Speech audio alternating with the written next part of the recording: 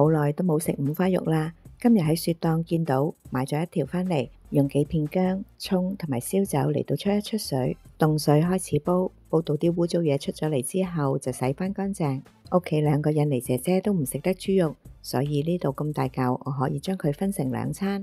切一細嚿出嚟，將佢切薄片，再切成幼條。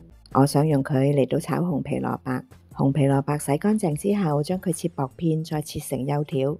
好似之前一樣，都用少少糖同埋鹽嚟到醃佢15分鐘。跟住倒咗啲水，再用清水洗返乾淨。燒熱個鑊之後，將五花腩煎香兩面，兩邊都煎到金黃色啦，就加入一啲蒜片，用大火嚟到翻炒。跟住加入一個醬汁，呢個汁裏邊有生抽、老抽、糖、鹽同埋水。因為呢啲五花肉已經切成幼條，所以好快就炒熟啦。之後加入已經處理咗嘅紅皮蘿蔔，用大火嚟到翻炒，再用糖、鹽、豉油嚟到調味，加多少少老抽增添顏色，加多一紮蔥花，炒到啲紅皮蘿蔔啱自己嘅生熟度，咁就可以出鍋上碟噶啦。